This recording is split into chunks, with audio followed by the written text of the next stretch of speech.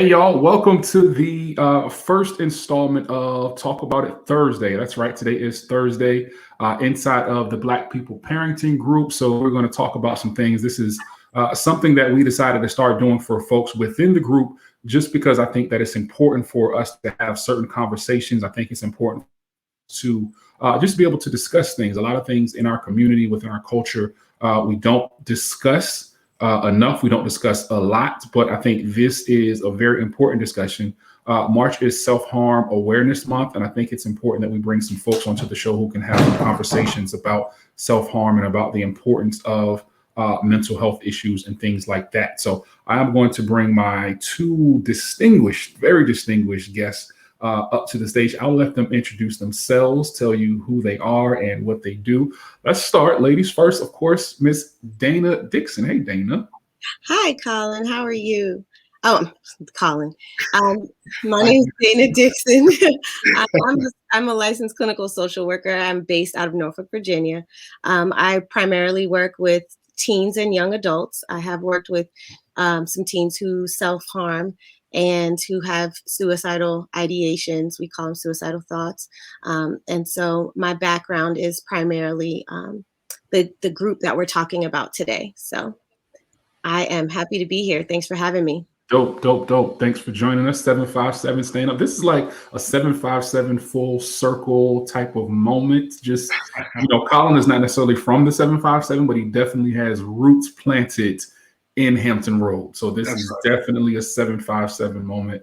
So I'm glad to have both of you here. So let's talk to my good brother, Colin Adams, who is a great friend of mine, also an elder at my church, and just an all around good brother, man. And I love having conversations and being able to dialogue with him and have him on this panel with us. So Colin, go ahead and tell them who you are and what you do, sir. Sure. Appreciate it, good brother. Thank you so much for having me again. Well, good evening, everyone. I'm Colin Adams. I'm a assistant professor of psychology. I teach at St. Augustine's University, one of the HBCUs here in Raleigh, located in downtown Raleigh.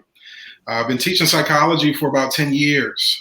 Prior to that, my training has been in school psychology and criminal justice. So I had a chance to work in various settings that have been very enriching.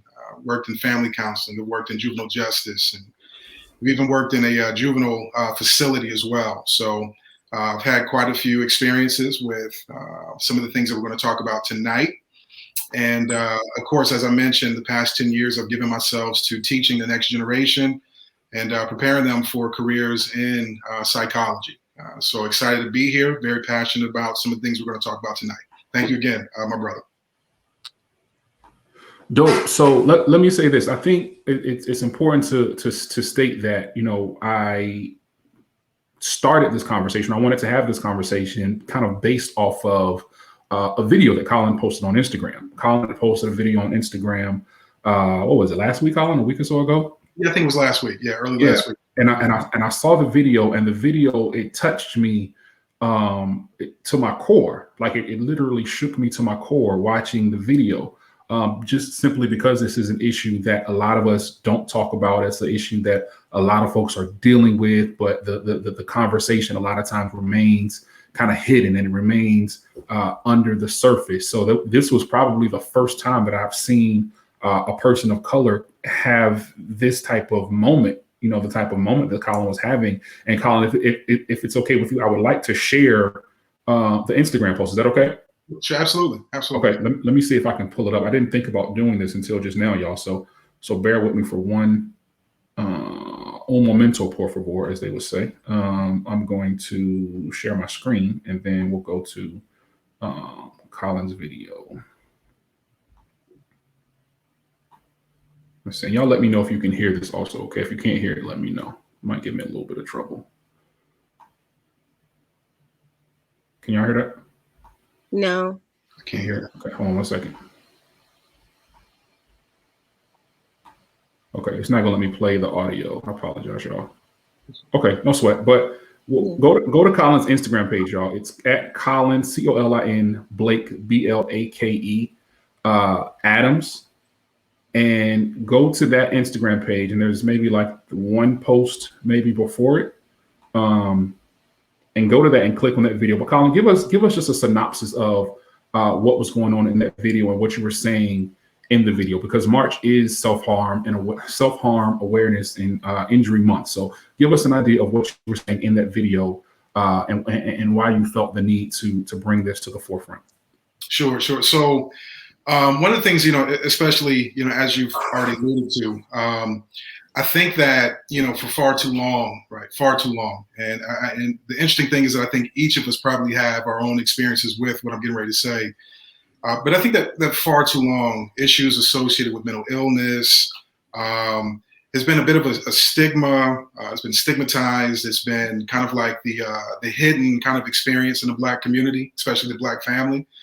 A good friend of mine named Marisha Mathis, and just a bit of a shameless plug, but I think is relevant, just wrote a book called Big Mama Was Wrong. And in the book, she's talking about how, the Big Mama, the classic Medea kind of figure, who, let's just pray about it. What goes on in the house stays in the house, right? I think that in some ways shelters us, right, from being real and, being real and transparent about what our experiences are, right? So what I wanted to do was, of course, with March being Self-Harm Awareness Month, I just wanted to put something out there, really had no expectations, just, hey, first time I actually had even recorded myself. And I just said, let me just throw something out there, just put this out there. And ultimately it was to encourage Black people to be transparent, right? And to be real about how they're feeling, right? And to be aware of what may be happening in their home, particularly dealing with young people and just the madness that this COVID season has been. So just wanted to encourage us to be, to do the work, right? To be conscious, to be aware, and to be transparent about how we're feeling. Okay. So Dana, let me talk to you. Let's come up with a definition. If you could help us define, because some people don't know. And if y'all have questions, if you have comments, feel free to drop your questions and your comments in the comment box.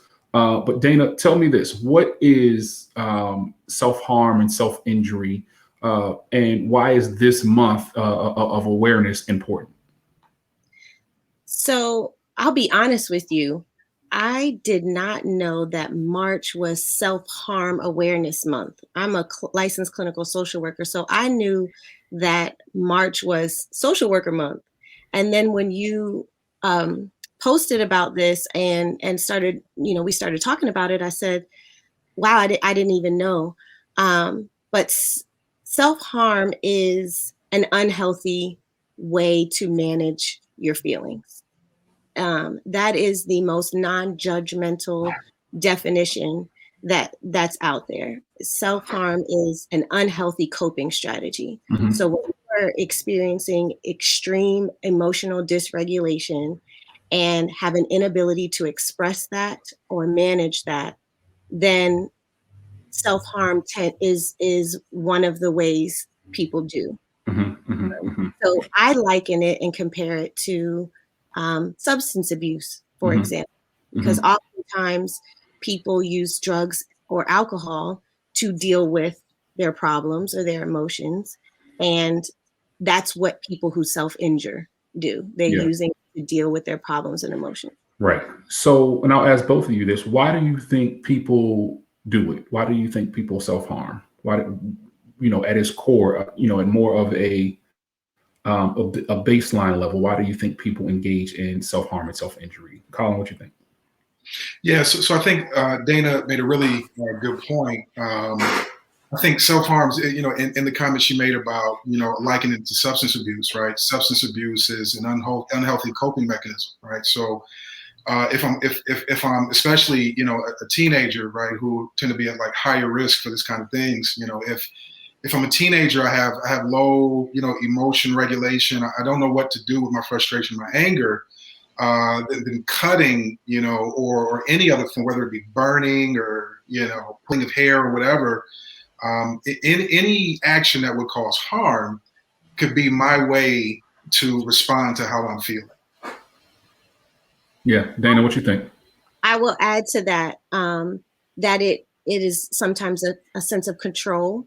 When you don't have control of your environment or your circumstances, you can control your level of pain in that way. It does not always make sense to a person who obviously doesn't do it, but it can be a sense of control. It can be a way to feel something So some teens and young adults who say they feel numb, self-injuring allows them to feel pain. To piggyback off of also what Colin said, sometimes self-injury is to release. So you're so built up with emotion and you haven't figured out a way to express it. So self-injury allows you to release.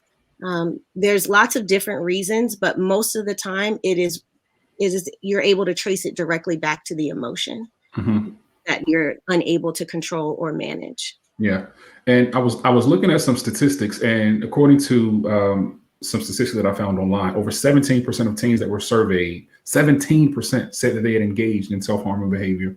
11% of males said they had engaged in self-harming behavior, and around 24% of females said that they had engaged in self-harming behavior. So Dana, I'll ask you, why do you think that girls are more prone to engage in self-harming behaviors than boys are?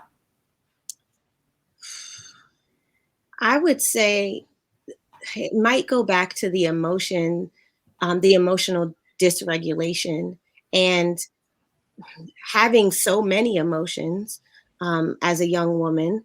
I have seen in my experience working with youth just as many boys self-injure.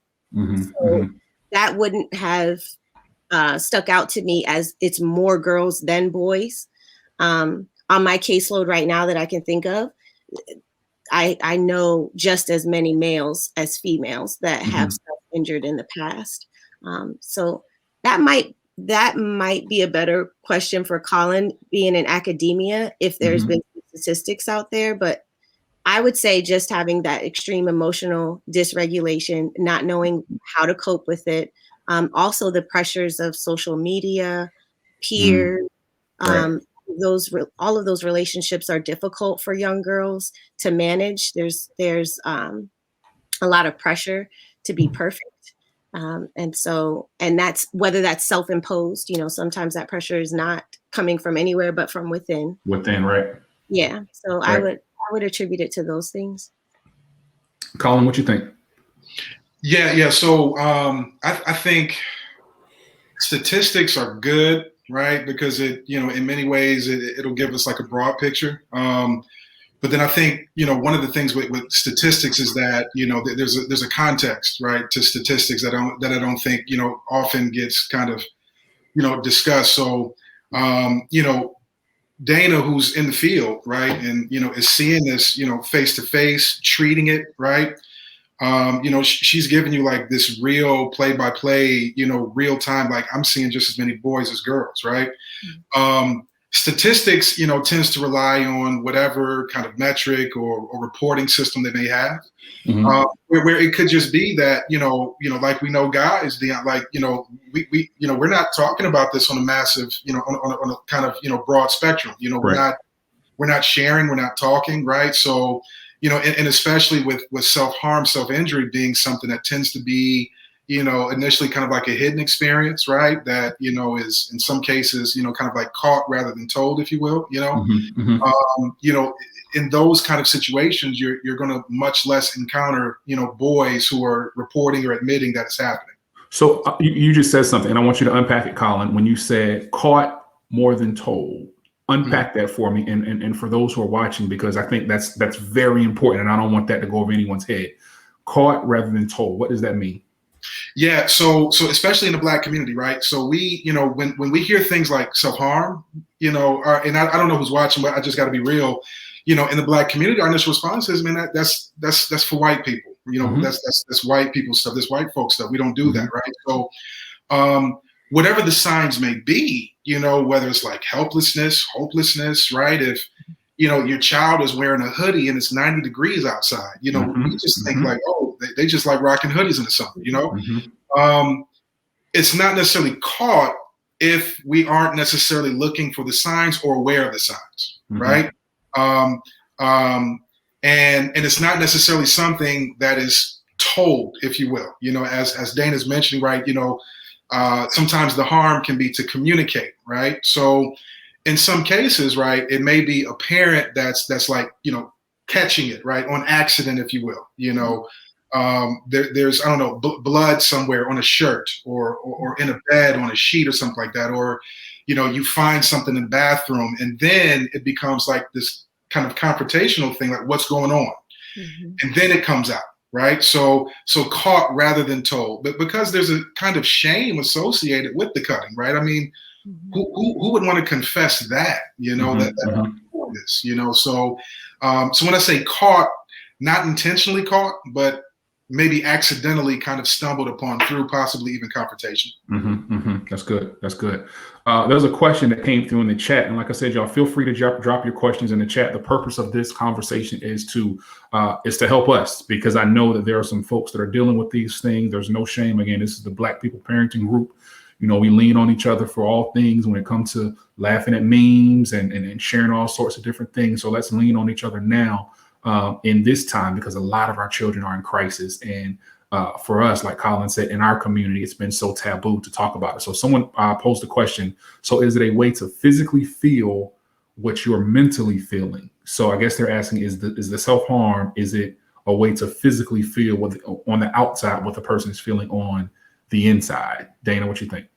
Absolutely, it can be. For some people, it is a way to physically feel and be able to associate a name or a physical feeling to what you're mentally feeling. Oftentimes, we use the term anger a lot with our youth, because sometimes they don't have the more extensive vocabulary or emotional intelligence to go beyond happy, mad, sad, basic emotions. And so anger inward looks like depression and can be self-injurious behaviors, that anger directed internally or toward ourselves. Anger outward tends to look like aggression, that fighting or violence, any sort of aggressive behavior. So yes, it can be a way to physically feel what you're mentally feeling. It can also be a way to express what you are mentally feeling. So it's a physical action manifesting what you're mentally and internally experiencing. Good. Does that make sense? Yeah, definitely. Colin, you got anything to add to that point? No. I mean, spot on. Nothing to add. Okay. All right. So my next question, and as the comments are coming in the comment section, y'all, I'm going to ask them in the order that they come in. I see another question just came in, but feel free just to keep shooting us your comments. We'll be sure that we get all of your questions answered, because this is very important. And I want to be sure that all of these questions get answered. So be sure to drop your comments and your questions in the comment section. Next question for Colin. What are some of the risk factors for self-harm and injury? Yeah, so great question. So I think this is important to note, right, before I even speak a little bit. Self-harm, self-injury is not a mental illness itself, right? So let's be clear about that, right? Self-injury, self-harm is not a mental illness, right? So ultimately, what we kind of see is that self-harm, self-injury is something that's commonly happening across the board with other mental illnesses, right? With actual mental illnesses. So, for example, anxiety, depression, PTSD, post-traumatic stress disorder, right? Self-harm and self-injury has been often related to trauma, right? PTSD is a response to a traumatic event, right? So some of the risk factors would be certain mental illnesses in and of themselves, right? There are certain elements such as hopelessness, helplessness. There is, the low, and you've heard this before, low emotion regulation, right? Not able to control your emotions, right?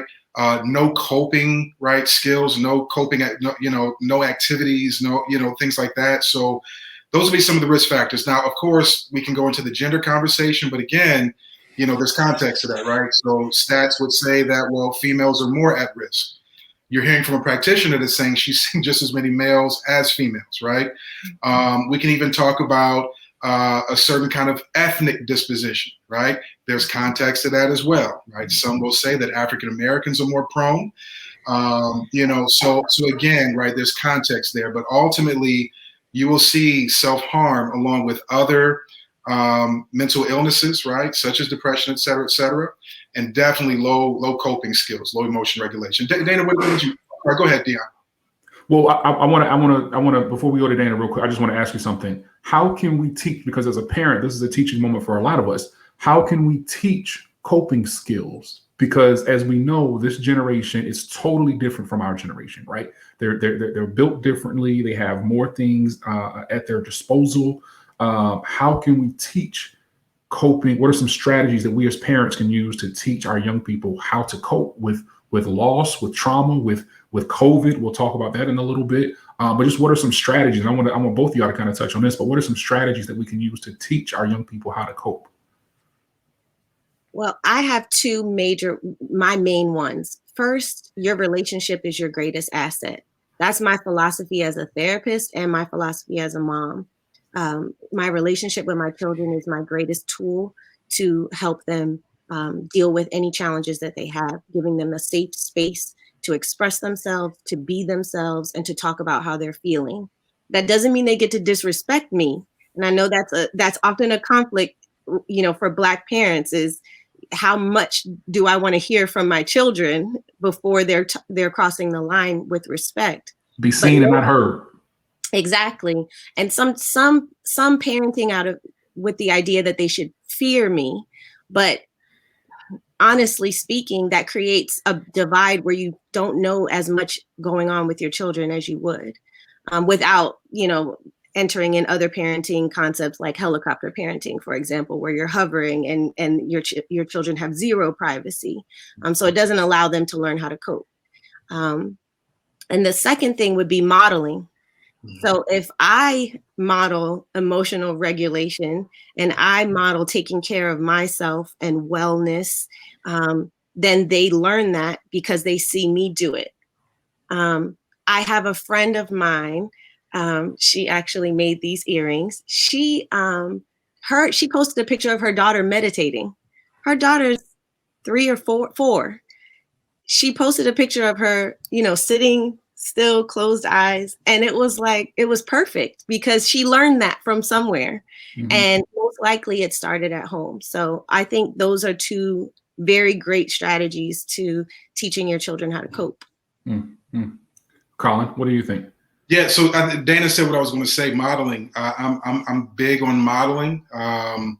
Modeling and social learning, right? That people just tend to learn from social cues, things in their environment, especially with children, their immediate environment is their home. So just kind of piggyback off what Dana said, I have, 6-year-old twins. And one of the things that, especially my son, one of the things that I'm very, very serious about is being able to demonstrate tone, right? Respectful language, respectful speech. Mm-hmm. And to a point to when, even when I'm off, right, or when I'm speaking out of frustration or out of anger, they're able to pick up on it, right? Because I'm trying my hardest. Now, of course, we're parents, right? And, there are just times where it's just hard to regulate ourselves. But ultimately, understanding that there are younger people watching, right? I remember sitting right here in my office. I've been teaching from here because of COVID. And I just remember being here one day and, I've got a chair right here. My son is sitting right there in the chair. And, my neck got a little stiff and I just started stretching my neck, and then I just look out the corner of my eye and he's stretching his neck, times where I'm praying in the morning, having my time for, for focus and devotion. And he's like, Daddy, can I pray with you? So back to what Dana said, right? Modeling, coping ourselves, right? Ultimately teaches them appropriate behavior. I hate the phrase, do as I say, not as I do. I hate that, right? Because I think that's one of those lies that Big Mama told, right? Going Absolutely. Back to, I'm going to do exactly what you say and what you do, right? So let's model what's healthy and what's appropriate. Yeah, I agree. That's good. I would also add, helping your child figure out their interests. What are they good at? What do they like to do? Because oftentimes for kids, coping strategies are very practical, very hands-on. And so they're teaching them, you can exercise to manage your stress or to feel better. You can journal to feel better. Actually practicing it and exploring it and saying, hey, let's try this. Okay, that didn't work. Let's try, let's move on to the next thing. So using their interests and their talents are probably two practical strategies too for coping. Yeah, definitely. So Colin, on the collegiate level, I want to ask you, because a lot of us are at a point where we are, if our children aren't in college, they are going to be in college in the near future. And coming up in the next, I would probably say 12 to 18 months, Lord willing, we will all be somewhat back to a sense of normalcy. Kids will be back in college, but these kids are going to be going back to school in a totally different mind frame than they were last year this time, right? We stepped into COVID about a year ago this month, right? But these kids are going back to school. They're entering college. They're entering this new phase of their lives in a totally different space. And the way they enter it is going to be totally different than they would if COVID never existed, right? Because a lot of them are being schooled virtually now in high school. And, there's a lot going on. So just on the collegiate level, Colin, I want to know, what has your experience been with self-harm and with mental health, and how are you handling it as a professor and as someone who has to actually deal with these young folks on a daily basis? Sure. Yeah. So one of the beauties of teaching in an HBCU, but also one of the beauties of teaching at a small school, right? Mm-hmm, mm-hmm. Faculty and staff have an access, right? A level of access to students that larger institutions don't have, right? Mm-hmm. And then, the HBCU factor, right? There tends to be this kind of empathy that's there that may not be on other campuses, right? So, mm-hmm. I work with people, y'all, where if a student is missing class, I got colleagues who are going to go to the dorm and knock on the door, where have you been, right? Get out, let's go, Mm-hmm. I think that's important though, right? Because part of our role, and I've realized this more and more and more over the years, is we're not just there to teach, we're there to shape, right? We're there to shape the next generation, to shape young adults. And a lot of that work is not in the classroom, it's in the office, it's on the yard, it's connecting with them on a personal level. And me being a person who has some training, I'm always watching. I know when they're off. I'm always watching. If a student, right, is off just a little bit, whatever that looks like, right, they're typically upbeat, and this day they're way off, right, down, not speaking, head down, hoodie on, whatever it is, right, something's wrong, something's off. I'm going to automatically bring that student in my office, and we're going to talk one-on-one, right? Tell me about what you're feeling. Tell me what's going on, right? Talk to me.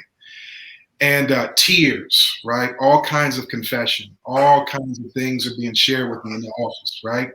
Part of my role is to connect with them on that personal level, but also to refer them for services, right? Across the nation, you're going to have counseling centers on campus, right? St. Aug, we have one, Counseling and Psychological Services. We call it CAPS for short, right? I can't tell you the number of students that I've had to refer, right, to CAPS for treatment over the past several years. Now, COVID is a little bit different because we're not directly interacting, but I'm still watching and I'm still, giving support. But ultimately, I'm looking for the signs. I'm getting to know them on a personal level. And I'm referring. Now, here's the other thing, right? So I think back to a student who had a fresh scar on her neck. She had just cut herself within the previous couple of days before class, right? And it was the relationship that I had with her that made her comfortable to even share that with me. Plus, I'm watching, right? Plus, I'm looking, right? You're in my office. I might even be looking at your arms. I might be looking for any sign I can see, But then I'm not just calling and saying, hey, I'm sending a student over there, right? I'm getting my behind out of my office and I'm walking them across campus to the center to make sure that they go. And I'm staying there to make sure that they're seen because, again, they might walk out, right? There's a stigma about going to get that treatment on college campuses, especially small one. I don't want people thinking I'm quote unquote crazy. I hate that word, but that's what I hear. So I'm doing all that I can to ensure that they're getting the help and the support that they're needing. Yeah. Dana, what you think? Well, I agree. It's identification, and it sounds like what Colin's saying is through relationship, because I Mhm, know you, mhm. because I'm paying attention to you and what's typical of you and what I'm seeing that's not typical of you now. But then the follow up. So when I have teens that come into my office and I've been seeing them for, X amount of time, and then it's discovered, it's disclosed that they have self-injured, we have to come up with a safety plan for that. We are not, I can't just see you for an hour every Thursday and then send you home without a safety plan and make sure that you're going to be safe. Mhm. And I tell my teens, I don't tell parents how to parent, but I also have to make sure that you're safe. So the parent has got to know, Yeah. essentially, if I'm sending them home, so that they can make sure things like knives are kept locked up, Mhm. or that there's no other sharp objects in the bathroom, or that the child's, they can take their shower alone, but if they're in there for a while, you might want to check on them and make sure Mm. that they're okay. So strategies like that, you want to support their system, because this person is experiencing something that's causing them to self-harm. You don't want to just leave them alone to deal with it, or say, hey, I got you some help. So now, hands off. And I think parents should be empowered to do that and to advocate for their children's needs. But then anybody else who comes in contact with youth or young adults who are experiencing this, how can we support them as a unit, as a community? Mhm, mhm. Dana, you and Colin both said two things that really brought thoughts to my mind. Colin, you said stigma. Dana, you said strategy, right? And at some point, we have to find a way for these two things to kind of coexist, right? We have to recognize the stigma, and then we also have to come up with a strategy, right? We have to recognize that this stigma that Big Mama and the folks that are our elders and our ancestors and all these people that came before us, they are the ones who put this stigma in our mind. Like Colin said, Big Mama lied, right? She lied to us. Um, so now we have to come up with a strategy to combat that. And I think this question that we have is really great. How can we help them to not be ashamed and to open up so that we can help them? Dana, you talked about your relationships. Are there any other strategies that we can put into place to eliminate that stigma that's in place, right? And help them when it comes to being ashamed and understanding that, in this day and time that we're in, like this is somewhat of the norm. It's okay to ask for help. It's okay to get out there and let folks know that you're struggling with certain issues. So, Dan, I'll throw this one to you. What are some other strategies that we can put in place that can help them through? So it wasn't long ago, I've seen a couple of posts in the Black People Parenting Facebook group about being vulnerable and apologizing to your children. And that is something that I would start with, is express that vulnerability with your family, with your children. That's a strategy that gets them to know, hey, everybody experiences lows, or everybody experiences anxieties. That's normal. um, the same way you would teach your child how to deal with losing at a sport. Hopefully we're teaching our children how to lose. Then you would also teach them to deal with, a breakup, or to deal with a bad grade. You modeling it is going to be your strategy, and then creating the safe space. So it's not a what are you doing? We're not attacking the person. We are concerned about the behavior. How are you feeling? What are you feeling before before you did this? What were you thinking about before you did this? So, not what would make you do something like this. It's as much about what you say. So this is another strategy. It's as much about how you say it. So those Mhm. um, communication strategies is another one. Yeah, So and I think it's important to be proactive and not reactive, right? Because our reactive response is going to be, so what are you doing? Why are you doing this? right. Why is this okay? Right. But I think now, as parents in 2021, we have to take a more proactive strategy and start talking with our young people about mental health, to start, like Colin said, taking those those steps. If you see that they're wearing certain clothes, if you're seeing that their behavior is changing, pulling them to the side and having these conversations, right? We have to do the things, we got to do the work. And it's, it's sad enough to say that a lot of us don't want to do the work. Like, we want to reap the benefits of being parents and dress our kids up and have them look nice and do all of these nice things for them and get them the gifts at Christmas. But when it's time to do the work, a lot of us don't want to do the work. And I'll tell anybody, like, being a parent is the hardest job I've ever had in my life. I've never done anything as hard as this. I've never done anything as hard as this right here. And I don't think I ever will. So for us to see the change that we want to see, we got to put in the work. And the work starts with us playing offense instead of just trying to play defense, right? We trying to play defense and we trying to block the shot when we gotta get in front of this thing and we gotta play offense so we can kind of maneuver. We gotta put points on the board before the other team blow us out of the water, because they coming. They coming. When them teenage years hit, they coming. Well, and to that point, you said teenage years. I was just gonna say, this starts at birth. Yes. You learn to get your needs met at birth. When a baby cries because they're hungry or they need to be changed, that's human development. That's expressing a need. And so we respond as parents and we teach them how to cope from there. Teach your toddler to share. So you should also be teaching your young children how to communicate their emotions. Yeah, absolutely. And I have friends joke, like, you can tell your kid's a therapist kid, I just don't know how to handle my anger. My son said one day at like 7 years old. And that's the truth. And that moment, he didn't know what to do. He didn't know what to say. But I'd rather him say that to me than to get in a fight at school. Yeah. And then get in trouble. Yeah. What are Colin? Let me know. And I want both of you to answer this, because I think both of you have different perspectives. What are some of the conversation starters that we can have with our young people to start talking with them about mental health? Because, as teenagers, as young folks, there's not always an easy way into hard conversations, and just as adults, right? So some of us struggle with having those hard conversations. So what are some of the ways, Dana, you talk about relationships again, and I think relationships boil down to being able to know, like, and trust somebody.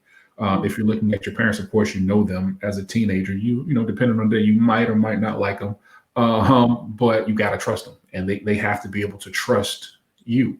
So what are some of the ways that we can kind of start these conversations with our young people to kind of bring these topics to the forefront? Yeah, that's an awesome question. Really good question. So maybe think back, a lot of my childhood, right? So only child, no siblings whatsoever, and had the most loving parents, y'all. I mean, I got a whole lot of love, a whole lot of fun, and a whole lot of discipline too, because I had nobody else to blame it on. It was just me, but had a great childhood. What I didn't have was a lot of conversation. They loved the crap out of me. Oh, they loved me, and they made it, the love and the empathy, the affection, right, set the tone for me to be able to share and talk about what's going on with me without judgment, without, repercussion or labeling or whatever. But again, we weren't talking, right? So, how does a teenager, bring certain teenage kind of experiences to the table if we're not having those conversations? So I love the question. What's a good conversation starter? At the end of the day, and we're starting this now, right? I think Dana will be proud of me. My wife and I, we're starting this now where, our kids are 6 now. We've been doing this for a while. How was your day? Right? Tell me how your day was. Something as simple as that, right? I mean, that gets to the core of their school experience. If something happened in school, right? Well, tell me more, tell me more, right? Well, Colin, let me butt in for one quick second, because I feel like when they get older, that how was your day, and that all those extensive answers they're going to give you, it's going to turn into good, fine, yeah. Okay. So dig a little bit deeper for those of us who are experiencing parenthood from the older side, when our children are older. What do we do to combat that? And I think I know the answer to this. The answer is not asking open-ended questions. But above and beyond that, like, what are some of the things that we can do? Yeah. So I think so coming back to like younger ages, as Dana was alluding to, right? Starting the expectation there, right? That I'm interested, I'm concerned, I'm available, right? And I'm going to ask, right? We're going to talk, right? The older we get, right, to your point, there's less conversation, and I'm scared that that's going to happen because I enjoy our conversations, right? I know it's going to happen. I know it's going to happen. Hurt your feelings. Pray for me. I got a few years, right? So, but I think that, right, for especially with teenagers, right, and the hormones, the puberty, and all of the storms that the teenage years are, I think that one, you can't make them engage. Right. So I think that with teenagers, that requires a certain level of consistency, right? Open-ended questions, they might share more, but they still might give you a closed-ended answer, But ultimately, I think there's a consistency that even teenagers want to see from their parents, right? To where you might get those one-word answers, right, today, but then tomorrow it might be something different. The next week it might be something different. But ultimately, I think there's a consistency that they look for from parents, right? Mm-hmm. And at the end of the day, there's no, there's not going to be like a 1, 2, 3, right, kind of way to make your teenager talk, right? Because they're teenagers, they're butt heads, right, between those years. But I think there's a consistency that they desire to see from their parents, even if they're not talking. Mm-hmm, mm-hmm. I like it. Dana, what you think? In some ways, I'm sorry, let me say just one thing. In some ways, and it may even parents feel even less, empowered.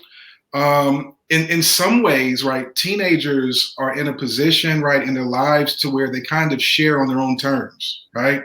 But the importance is knowing, hey, I can go to mom, I can go to dad, even if it's a week from now or 2 weeks from now. I can go to them and know that they're going to be there. I'm not going to be judged. They're not going to fuss me out, right? They're going to hear what I'm saying. Mm-hmm, mm-hmm, mm-hmm, mm-hmm. I like it. But it hurt. You feel like you lost your best friend sometimes. It hurts. I'm telling you. just brace yourself, brother. It hurts so bad. I'm glad I got two therapists, two people that can help me, because that thing hurt, boy. I'm trying to tell you, man. Dana, what you think? Well, to pick up where Colin left off, I think asking them, taking an invested interest in what's important to them. So one of the things I asked, my son has different circles of friends. He has school friends. He attends one school separate from his basketball team, for example. And so I asked him, how are you guys getting along? Everything's fine, Well, tell me a little bit more about your friends, and what video game are you guys playing, and what are y'all talking about on the game? And so, no, he doesn't want to tell me everything, but he knows I'm interested. Mm-hmm. So conversation starters. 2 practical places are the dinner table, if you can. I know that's not everybody's household. That's not everybody's routine to sit down and eat dinner together, but sharing any sort of a meal together. My son and I used to go, Auntie Anne's was our thing. If I picked him up from school on a Friday, can we go to Auntie Anne's? We go to Auntie Anne's. And I'm trying to pick his brain the whole way there and the whole way home. And then an activity, a tangible activity. So one of my best friends crafts with her daughter on the weekends. If her husband has to work late or something like that, they sit down and they craft. They make things. Her daughter loves it. Great time to bring up conversation. Their defenses are lowered when they're doing something, whether they are 6 or 26, their defenses are lowered.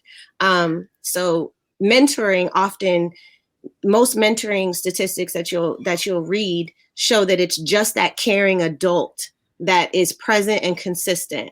So if you be that, go shoot some hoops, go to the library, go craft, go get Auntie Anne's. You are creating opportunities to have these conversations, and then little things come up. If something comes on the radio and I hear my son listening to it, and then I say, do you know what they're talking about? And most of the time he doesn't, but then that's a conversation starter. We can have the conversation about what they're talking about and what he's listening to. Mm-hmm. The other day I asked him about race. We were having a question about race and how it comes up in his school. And I said, I'm sorry to ask you this right before you have to get out of the car, but tell me what your experience is like. And so just having that conversation, drawing it out, he has to know that I'm not judging him. And at the end of this conversation, no matter what he says, he's not going to be in trouble, regardless of if I'm concerned or we have to respond to it. He's not to be blamed for what's happening because he's still developing.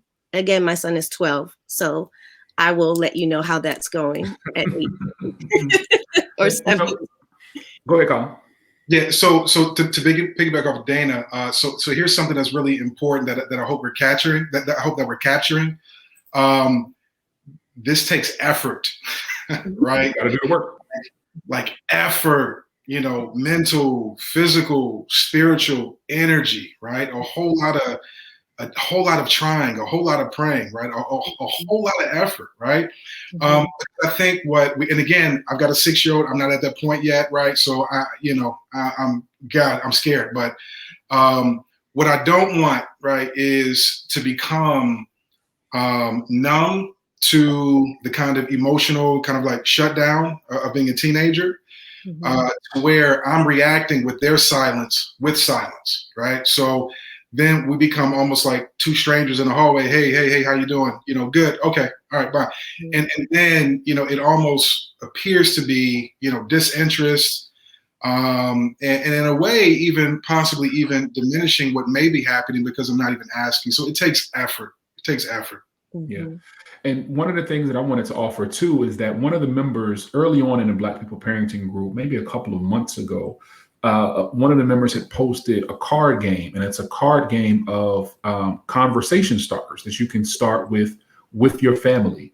And this particular company, if anybody wants to know, I'll just shoot me a DM or shoot me a message and I will send it to you. I have it in our kitchen.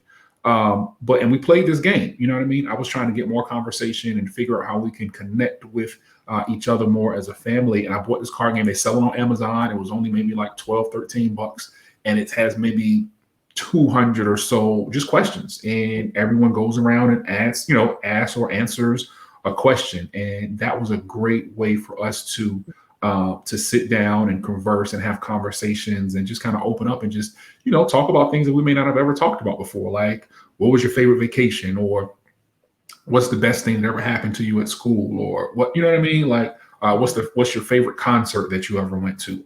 Those types of things that just build a rapport for you to be able to have those tougher conversations down the line. So I think there are plenty of tools out there. I think, we, again, like Colin said, you have to put in the effort and you have to put in the work. And I think what we're doing in Black People Parenting is great, because if you don't know, then there's always that ability that you have to go in and ask somebody, like ask a question, post a comment, like, what are you all doing to engage with your children? What are you all doing to engage with your team? What are you doing in COVID to help them get out of this funk that they might be in? So there are plenty of resources out there, but you just got to work for it.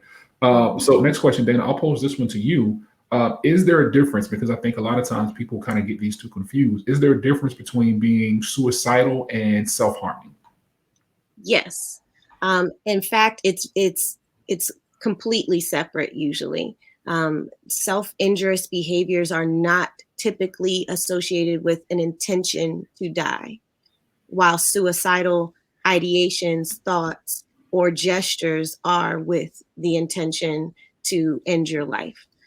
So most teens will have what we call superficial cuts. They will not be in this, if they're a cutter, if that's their form of self-injury, it will not be in a space that will cause them immediate serious damage. It will be maybe up higher, and it won't be deep.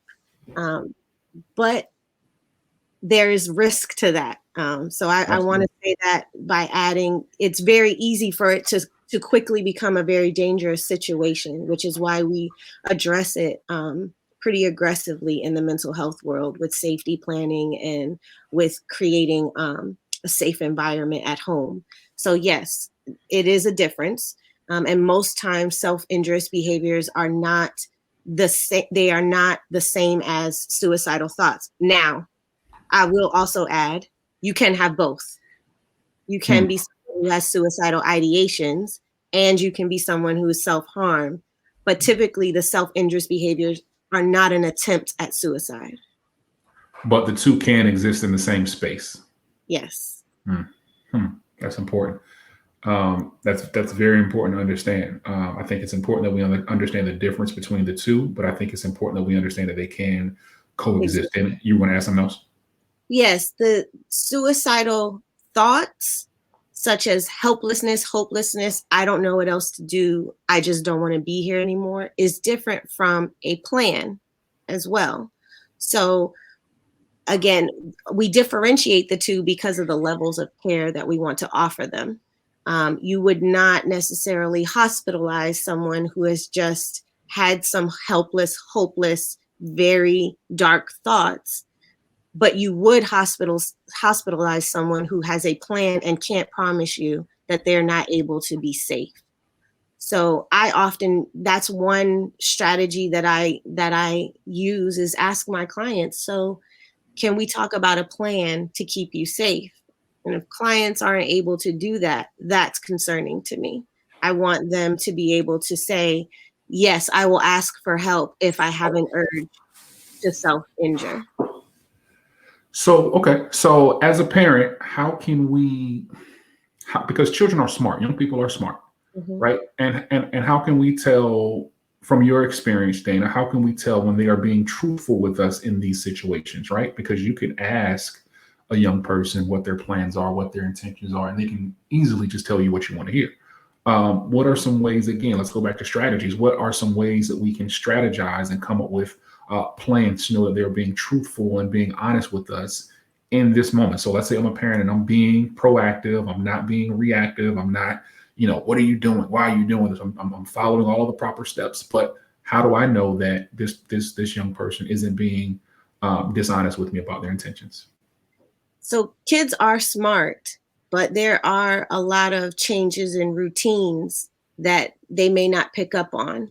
And I know that as a parent, I pay attention to, you don't typically do that, and you don't normally behave this way. So that's why, I said earlier, alluded to it, changes in behavior are really good telltale signs. So my parents that I've worked with that have children with self-injurious behaviors that have abstained from it and have not engaged in that behavior in a while, don't see them spending that extra time in the bathroom, don't see them, carrying certain sharp objects anymore. They don't see them dressing the way, I've known some people to say, well, they're finally showing their scars, or they're, finally wearing short sleeve shirts. And then they revert back to that. That's one way. As Colin said earlier, if your child's never exhibited this before and you don't know it, honestly, apart from catching it, you wouldn't be able to know just off top. But if you know these signs and you know the behaviors in your children, then you can always pay attention to when that changes as a parent. Good. Is that helpful? Yeah, no, I mean, I again, the work comes in being attentive, right? That's a part of the work, and being able to identify these things when they happen, if they happen. Being able to get in front of that bus before it comes and knocks you over, because you want to be sure that you are doing everything in your power. And of course, we're living in a space where a lot of us, a lot of us parents, we got 2 jobs, we got 3 jobs, right? We're trying to maintain the family. If I'm a single mother, then I may have more than one child. I'm trying to balance family and life, and I got to cook dinner, and I got to take this child to daycare, and this child is in high school. So I think they're self-sufficient. I think they're able to handle these things on their own, but I may not necessarily know that they're battling with mental health issues, right? I may not know that they're having these thoughts. So for me, it's going to take a little bit more work. If I am that parent, it's going to take a little bit more work for me to put that effort in to say, hey, hold up, let me take a break, let me take a step back and give some attention to this child, because there are some things that could be going on that I wouldn't think, because again, as we said earlier, it's not something that we think happens to Black folks, right? Typically, it's not an issue that we think comes up in the Black community. It's not an issue that we think, that's white folk stuff. So that's the white kids, right? That's the rich white kids. They handle that. They do stuff like that. My kid, nah. It's totally different. It's totally different. So, Colin, I want you to kind of open up and talk to me about, as Black parents specifically, what are some things that we can do to prioritize mental health for our young people and kind of bring it to the forefront, bring it to the forefront for them, and not just self harm, but just mental health as a whole. Yeah. Yeah, I think it begins, again, I think, we need to stress, more and more just the importance of communication, right? Conversation, putting effort into having those conversations, right? Where we're checking in, right? Where we're asking, how are you feeling? How are you doing? That's communicating that there is a level of interest in how you are feeling, not necessarily just what you're doing, but how you're feeling, right? But then at the same time, it reciprocally, right? It's communicating, right? That I'm interested in you, and at the same time, I'm interested in myself, right? So I'm sharing how I'm feeling, right? How my day is, right? Again, we don't talk like this. We don't, and I don't want to equate that with the lack of love or with the lack of care or nurture, but because again, I'm from a Black family, a Black community, a Black church, throughout my entire life that loved me, right? But we did not talk. We just did not have these conversations. So it comes back to the importance of conversation and communication, right? Now, one thing I will say is that this generation is seeing a lot of stuff that we didn't see, Mm-hmm. 80s and the 90s. I mean, they're seeing athletes, they're seeing actors, they're seeing all kinds of Black celebrities that are being intentional about talking about their mental health, sharing that they're in therapy, that they're getting care and treatment, right? We have like some of the most masculine of examples of men, right? Who are being transparent and vulnerable, right? Literally showing their lives to the world. Hey, this is what I'm feeling. This is what I'm doing, right? So they're at an advantage now because they're seeing it. But again, the most important resource is not what they're seeing is in the world and in the environment. It's what they're seeing in the home, right? So it begins and it's going to end with that conversation. LeBron James isn't going to make my child go to therapy, right? No matter how much he talks about it, right? But daddy talking about it, right? That's a little bit different, So it's an intentional conversation, I believe, that we as Black families have to have. Yeah. And I think that, I'll use myself as an example. I started going to therapy probably maybe about a year and a half ago. And, as a Black man, when I started going, I wasn't open to having conversations because, we're raised that everybody don't need to know your business, right? You don't need to tell everybody your business. So when I started going and speaking with my therapist, there were certain things that I didn't necessarily feel comfortable sharing with her. Now I love her to death. She's the greatest person in the world. But back then, there were certain things and, she could tell that there were things that I wouldn't like. She would ask me how I'm doing. I'll be like, I'm straight. And she would ask me like, well, what does that mean? Like, I don't know what that means. You're straight. Like, unpack it for me. Mm-hmm. So now when we have conversation and I tell her the struggles that I'm having as a parent, and it's so funny how some of the behaviors that my teen exhibits are the behaviors that I had, right? So when I say, well, she does this and she does this and she would say, well, that's pretty much the same thing that you do. And I was like, man. Or she would say, well, I wonder where she get it from. I was like, oh, so do I. But when I think about it, it's like it's almost a reflection of me. So now she's got me to the point where I'm okay with opening up about how I feel. And if I'm having a bad day, to have a conversation with my family, with my children, like, I ain't doing all right today. Like I'm going through some things. I don't feel well today. I don't feel like myself today. And it's okay to have those conversations, right? And it's important for our young people to see, like both of you all said, it's important for them to see us exhibit the behaviors that we want them to show, right? We have to be the example for them. And I think it's so important that in our mental health and in our wellness and our well-being, that we are the change that we want to see, right? We want them to be able to speak up and to control their emotions. But we gotta show it. Danny, you got something to add to that?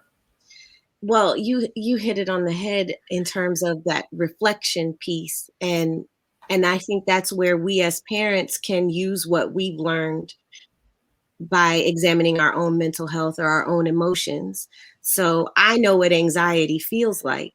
And if I see my son exhibiting behaviors, whether physical or emotional, or I can say, are you feeling anxious? You know, and then talk about what anxiety feels like or what depression feels like. And we can both understand it better. And I hate to say bond over it, but he can see that, yes, mom understands it because mom's experienced it, or dad understands it because dad's experienced it. And it's all forms of mental health. You know, ADHD is definitely known to be hereditary. And a lot of times parents will say, yep, just like me, you know, I couldn't do this, or I wasn't able to keep this together. And just by acknowledging that and being able to identify with it in your child and then teach them how to recognize it in themselves, then you take the step to learn to cope. So I often tell my clients, what are the physical responses to this emotion? How do you feel physically? What's going on around you? What are the warning signs that you know this is what's coming, or this is what's happening? I need to be able to identify it in myself as a parent, but then I can teach my child how to identify it in themselves. And if I don't feel like I'm equipped in that, because, you know, this isn't everybody's cup of tea, this isn't everybody's expertise, then I'm going to get them somebody that they can talk to about it. It doesn't always have to be, you know, I think therapy is amazing. I'm a therapist, right? I think everybody could benefit from it. But sometimes it's just a mentor. It's somebody at church, you know, it's some caring, it's a coach. It's a caring adult in their life that they can connect with. And as parents, you know, it's a certain level of humility too, to say, maybe that's not me right now, because maybe I have to work on some things in order to be a better support for my child. Yeah. Go ahead, Colin. Yeah, so just Dana said something very important. So the importance of recognizing what's happening, you know, with yourself, right? And being able to, in some ways, communicate that with the child, because again, right, there could be some experiences that are common, right? So I'm a bit of a case study for this, right? My father, I remember walking into our kitchen, and I remember seeing my father laid out on the floor, right? He couldn't breathe, very shallow breathing, right? And this is, you know, Dana's comment about knowing the signs of anxiety really triggered this for me. So he was having a full-blown panic attack, right, on the floor. Now, I'm a teenager, right? I have no idea what this is. I don't know what's happening. Thought it was something cardiovascular, right? Very common kind of misunderstanding, right, between the two. When I think about seeing my father, right, wrestling with what we understand as anxiety, seeing him address his anxiety would have helped me address my own anxiety. Right? I'm in therapy now, Dion, right? I'm in therapy now because 2 years ago, I suffered my third panic attack, right? And part of like coming to realize what's going on with me is like, okay, so I remember seeing my father on the floor, but what a powerful example that would have been for me to see my father addressing his issues just like we are, Dion, right? And then empowering me to do the same, you know? So I just wanted to affirm, you know, what Dana said. So not only that, Colin, I want to take it a step deeper from what you and Dana just said, a step further, because I think it's important that, number one, the reoccurring theme here is that Big Mama lied to us like that. I want to stick with that, right? So if we stay in that space, we have to understand that there are certain people that came before us in our lineage and our family that have struggled with mental health issues that was never addressed, right? I was raised by a single mother. My father was shot and killed when I was 11 years old. But what I do know about my father is that he suffered from alcohol abuse. He was a substance abuser. And there were people on his side of the family who suffered from bipolar disorder, from schizophrenia, all of those things that was totally untreated at that time, right? Growing up in the 70s and 80s, those things weren't treated. But when I hear stories about my aunt walking down Brambleton Avenue with no clothes on, having to be rescued by the police because she had gotten so high, she didn't know what, like those type of things play a role in the way that my family functions down the line, right? So what we have to do as Black folks, we have to take a deep dive into our family history, right? Because these young folks, they don't understand that some of these feelings that they're having are hereditary, right? Like Dana, you said, like ADHD, those things are passed along, right? Those things are passed down from generation to generation. So is bipolar disorder. So is depression. So all of these mental health issues that so many of us are dealing with that are going untreated. So I think it's important that we touch on those things and touch on the history that our family has and look deep within. Oh, that's just Uncle Pete. You know, he was crazy. He lived such and such and such. You know, he something was just wrong with him, right? Mm-hmm. Those are things that we've been dealing with. And you know, and then you know, to even go a little bit deeper, right? So we're from a traumatized people, right? We are born into a lineage of 400 plus years of trauma. Absolutely. Right? Like, you know, not to get too geeky, but I think it's relevant, right? There's been, you know, Dana mentioned about things like, you know, ADHD and, you know, how there's evidence to show that schizophrenia is, you know, hereditary, right? There's been research out there about how trauma can leave its imprint on us, right? That in some ways that ultimately trauma does not change our DNA, but it could actually leave a bit of an imprint on DNA, right? And it actually, the studies didn't begin with us. It actually began with Jewish populations post-Holocaust, right? So then when you think about an enslaved people, right? 246 years on a plantation, right? In addition to another 100 plus years of Jim Crow, right? Segregation, right? In addition to another 50 years that we've been experiencing since the 60s of, my gosh, mass incarceration, et cetera, et cetera, et cetera. We are a traumatized people, right? Our communities are traumatized, and there's a lot for us to address, and we got to have these conversations. Dane, I'm sorry, you're going to say something. I'm sorry. No, it's to your point. I think that's one of the reasons it's been minimized. It's kind of like, what do you have to cry about? We're all dealing with it, right?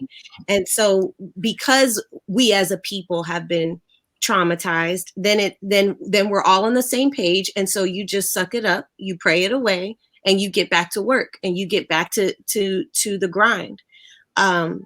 It's only in those extreme cases where it's like something wrong with them, you know, and then we hide it. We don't talk about it because we're ashamed of it. And that usually comes from not understanding it. So to both of your points, because, you know, it's for lack of a better term, trendy, and celebrities are talking about it, and people are more open to the idea of therapy, and recognizing that maybe the reason that we didn't go is because we didn't see ourselves in our therapists, that we have spaces where we can connect with Black mental health professionals. And so it's opened this Pandora's box, so to speak, to be able to dive into these issues, and we can talk about it. We can go back and recognize, oh, that looks familiar. I see that. And then we can also go forward and pass this legacy on, where we're no longer going to keep it, you know, quiet as it's kept. That's one of my mom's favorite terms, quiet. Right. Yeah, and you know, and it's so funny that Dana, you gave that example. I was talking to an elder today actually, and they were talking about a situation that occurred at work, and one of their coworkers got upset, and the coworker was crying about something, and the person that I was talking to said just what you said. I told her she should just suck it up, and I'm thinking like it's a little insensitive, just a little bit, like just a little bit. But that's the mentality that a lot of people who are older than us kind of come from. Like, there's no space for emotions. There's no space for, especially not in the workplace. Like you come here to do a job. You come here to grind, and you go home. That's it. Right. Don't let them see you sweat. Nah, don't let them see you sweat. You got to work 3 times as hard as everybody else. Like, but the lady was crying though. Yeah. And that brings up a good point about self-harm and mental health in general, is that we do have to validate our children's feelings. So it's not enough to just stand back and watch quietly and not judge. You also want to say, this is how you're feeling, and that's okay. These are your emotions right now, and that's okay. You can't really cope with it if you haven't identified it. Right. And so validating your experience is important. Having empathy is important. rather than just saying, well, suck it up or you'll get over it. I say that when my son's mad about a chore, you'll be all right. You can't necessarily do that when we're talking about mental health. Right. You don't want to wash the dishes, you'll be all right. But Right.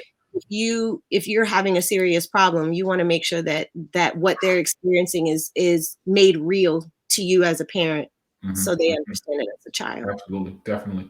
Y'all leave some comments because this is some good stuff. Like somebody said, this is some good stuff. This is some good conversation. So feel free to leave your questions, leave your comments. I just want to reset it just a little bit. We have Dana Dixon. She's a licensed clinical therapist. We have Colin Adams. He is a professor of psychology at St. Aug's here in Raleigh, North Carolina. So we got some heavy hitters on this call, y'all. So make sure you just leave comments, leave questions, because we want to know how we can serve you, how we can help you in this space. So I'll ask Dana this. Dana, I'll ask you, for those folks who have not considered it, what are some of the benefits of therapy for young folks? I think all of us know what the benefits are because all of us are in that space where we've experienced therapy. But what do you think for people who haven't considered it yet? What are some of the benefits of therapy for young folks? I would say a safe space to express how you're feeling, to talk about what you're going through. It's an objective space. So this is an outside person, not someone who's connected to all the people that you're involved with or connected to your world. Legally and ethically, your conversations with your therapist are kept confidential. So it's really just this place where you can be yourself and you can process and you can grow. And a good therapist will also challenge you a little bit. You identify, this is what I do with my clients. You identify what you want to do, what you want to see different, how you want to change, what your goals are. And then I support you in that. And if I see you kind of contradicting yourself, or maybe we've uncovered some patterns that you maybe didn't recognize because you were in it and I'm on the outside, then I get to point that out to you and say, hey, what do you think about that? Is that where you want to be? And I think a lot of clients appreciate that, especially in our community. The vast majority of my clients are African American, and they say they want someone who's going to talk back to them, who's going to challenge them a little bit. They want to see a Black therapist. They want somebody who understands, their culture and their background and the legacy that includes some trauma to our community. So I think if you are considering it, recognize that you can find a therapist that fits you. Not every therapist fits everyone, so you can connect with them. I had a client, Black mom and daughter, and mom wanted her to come to me because I'm Black, and this child did not connect with me, and she was very much artsy and had a whole lot of talent and skill in that area. And so I referred her to an art therapist that I knew, and she blossomed with this therapist and just talked and was able to express herself. And I think that is better than forcing you to be with one type of therapist. So again, back to the original question, you can find someone that you connect with. You can have a safe space to address how you're feeling, to share your thoughts. It's objective. It's confidential. And so that would be why I would go if I hadn't been before. Yeah. And I think it's almost like putting pieces of a puzzle together, right? When you're talking about mental health of young folks, it's almost like putting the pieces, like this piece fits right here, right? But this piece might not fit. Like you said, this particular professional might not work, but there might be somebody over here who's perfect. And I know that from experience, right? Like everyone is not going to be the right fit, but you still, as Colin said before, you still have to put in the work. You can't say, oh, well, she didn't do nothing with him, or with that person, so I'm just going to give up. Like, you can't do that. You have to keep trying and you have to keep putting forth the effort. So Colin, let me ask you, what do you think are some of the benefits for young people going to therapy? Yeah, I think there's two things. And, Dana certainly mentioned one of them. I think in one hand, there's a certain kind of self-discovery that comes from therapy. When, you're put in position to explore things you don't know how to explain or that you don't even understand, right? To where, like you said, that the puzzle pieces start to come together, right? Certain connections are made. You start to see more of how family history and other things play into behavior, right? Like you get to connect some dots that you didn't even know should be connected. So there's a bit of a self-discovery there, right? Which can lead to self-empowerment, right? Empowering oneself, one's ability, one's potentialities, et cetera, right? The other thing that I would say is a benefit of therapy for teenagers and for all is that it gives them like an objective party, right? That's free of judgment, to talk and to reflect back. And this is what Dana had mentioned, right? To be just completely objective, nothing invested more so than to see you grow and to see you live in a healthy way.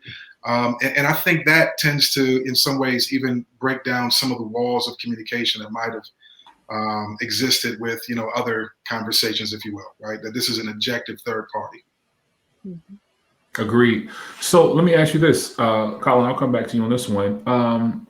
Are there, especially for those of us I'm sorry, let me go back to another question I was going to ask. I'm sorry.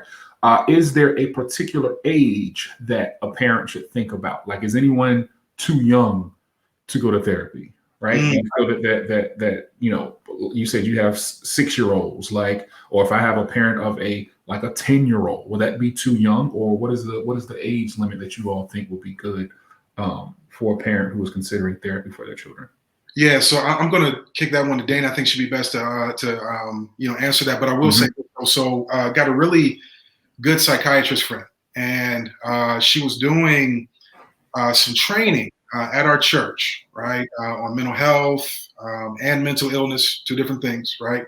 And one of the questions was, and actually she was speaking specifically about depression. And I don't know what made me ask the question, but, she may have said something that just kind of, got me thinking. And I asked her, what is the youngest person you've seen for depression, right?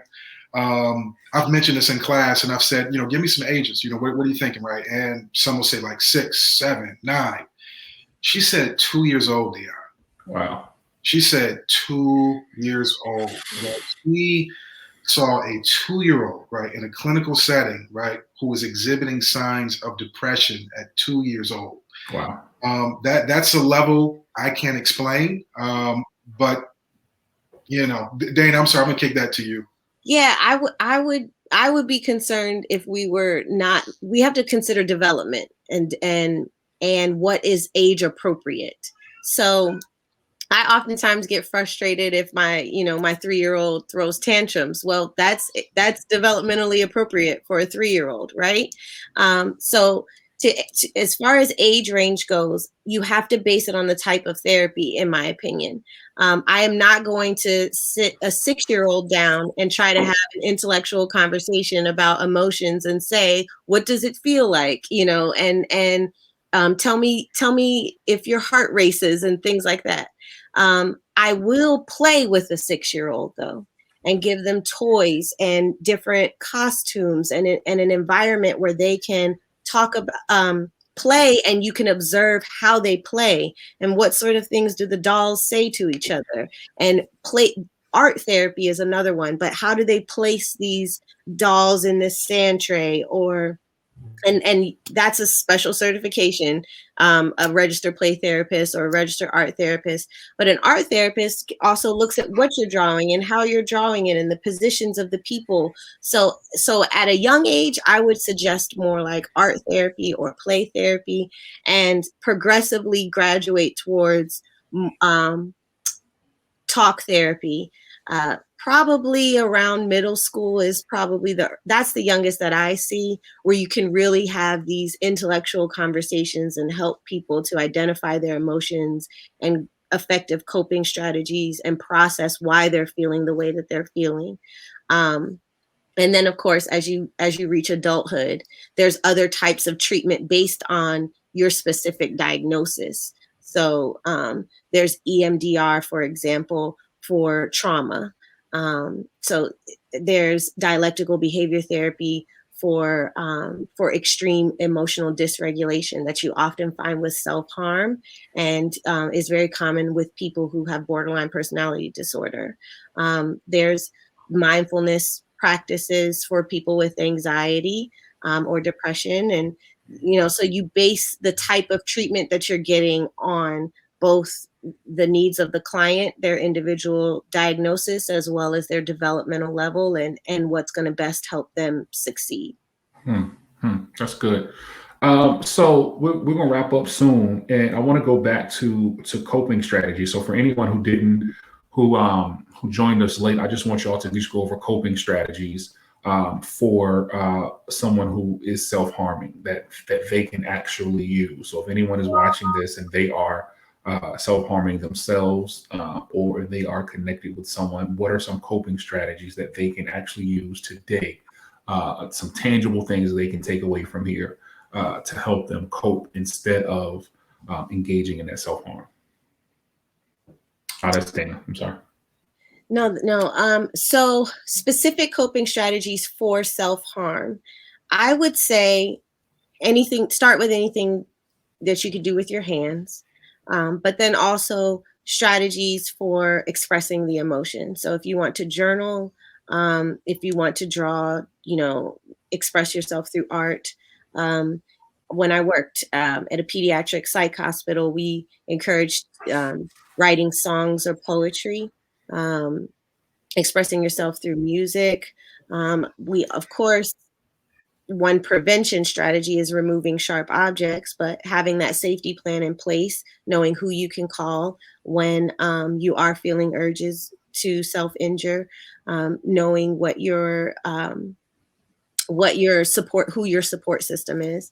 And then again, self-injurious behaviors, it's tied to the emotion. So what's going to change that emotion? If you're self-injuring because you're feeling anxious, then what can you do to lower your anxiety? If you're self-injuring because you're angry, then what can you do to express that anger and address that anger?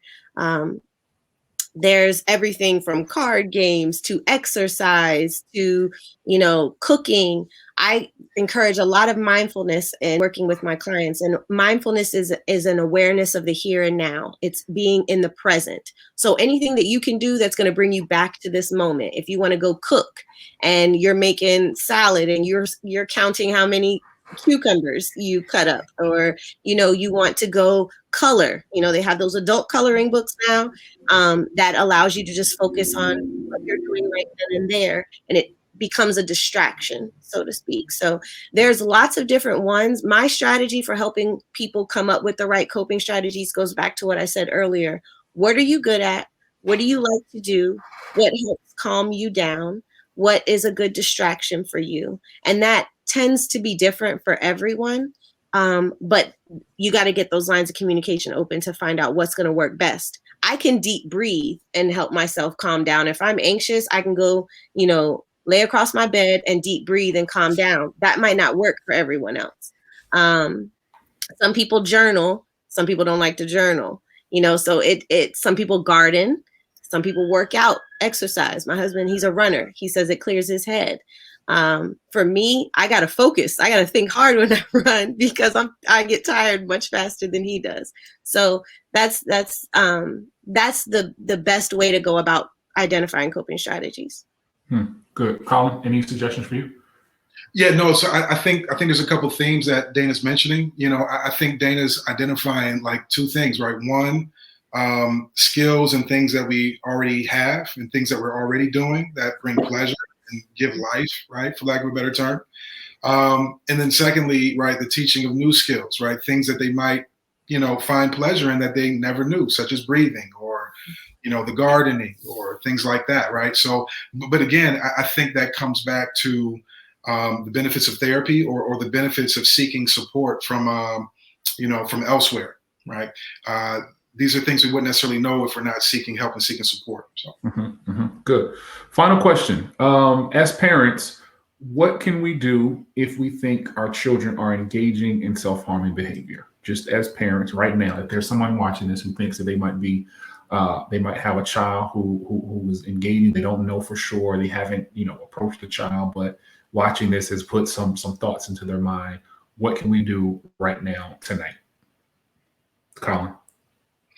Yeah, so I'll say this, right? So in the world of psychology and counseling, social work, any human services in general, right? Criminal justice doesn't matter.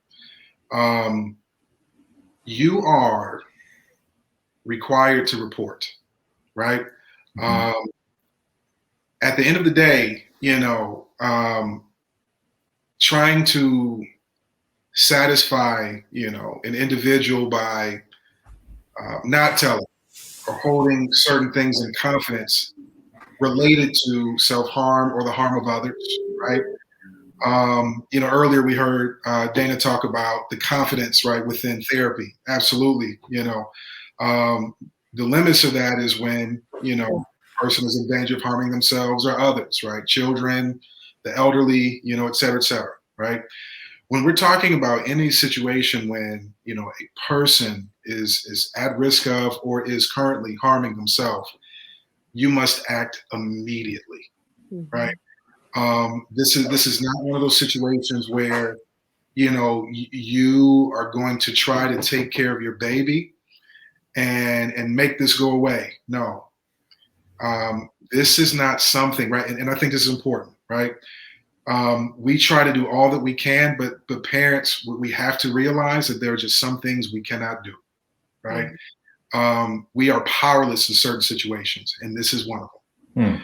You must immediately, and if you've been watching, you'll see numbers going across the bottom. You need to be looking for crisis lines, hotlines, right? Both national and local. Calls need to be made immediately.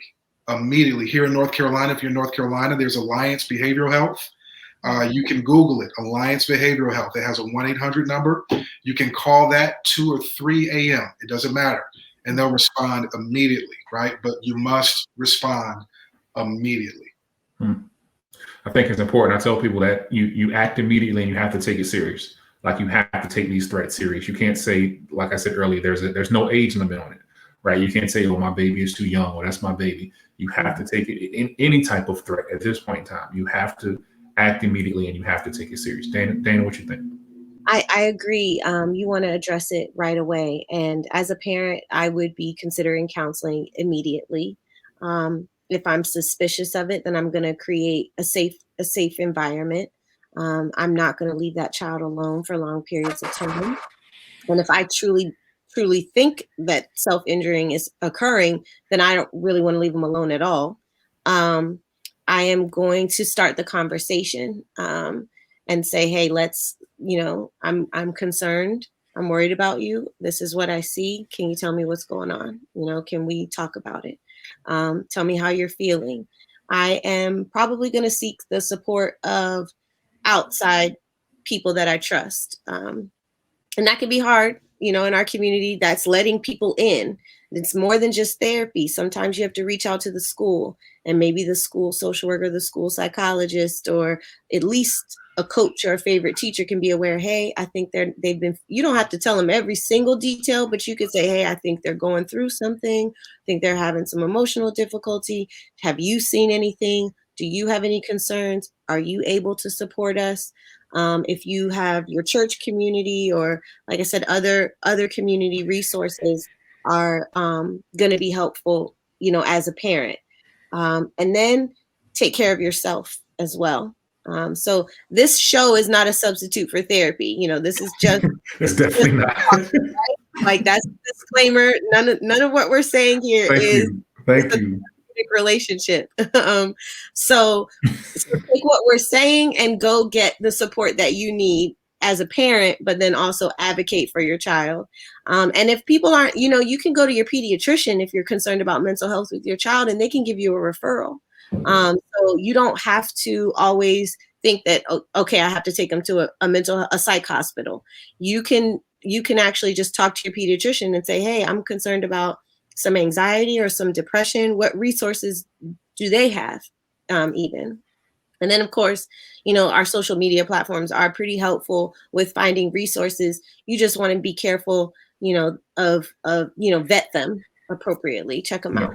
Yeah, and I'll recommend a couple of things too. Therapy for Black Girls is a great resource, and it's a great place to go if you're looking for a therapist. And it's not just for women. I've been up there and searched for therapists and looked through some of the folks on there.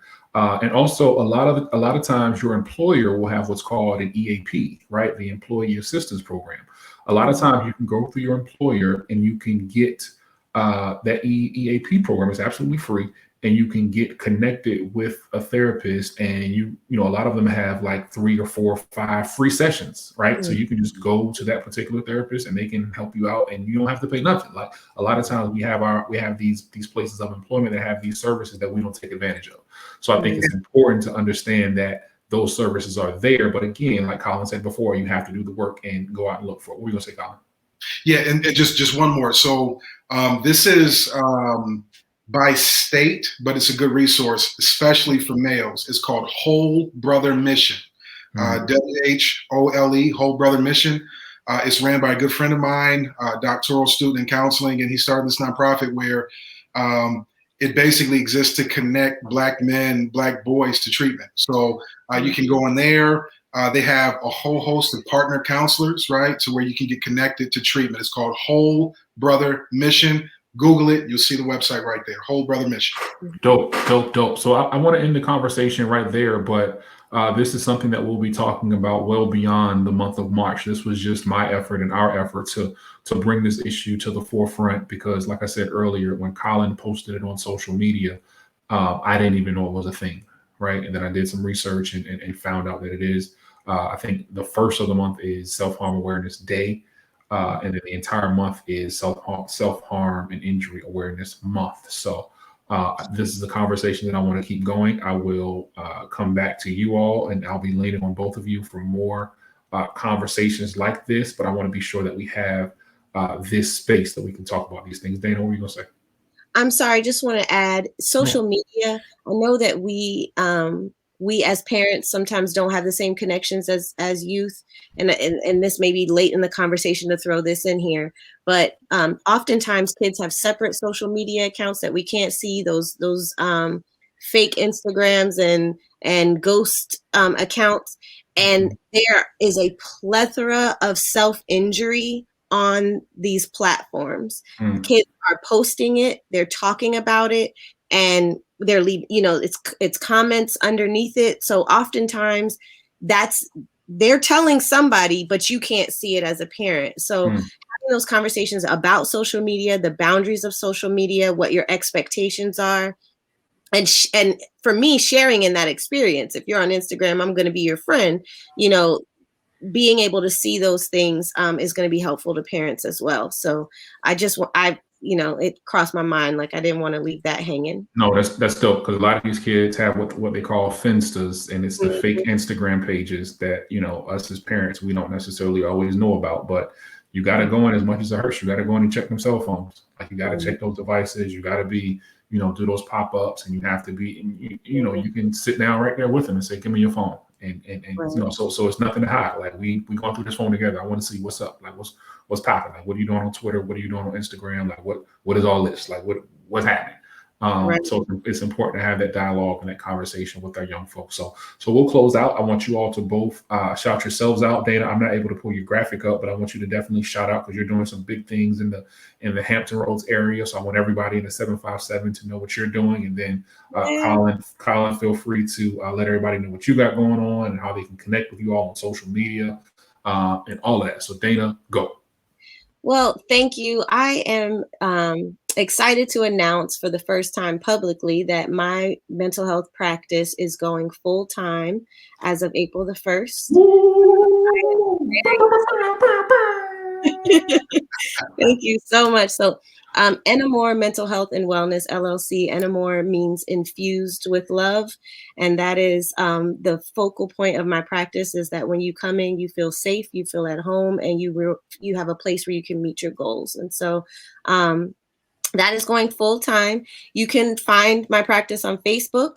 Don't have an Instagram yet.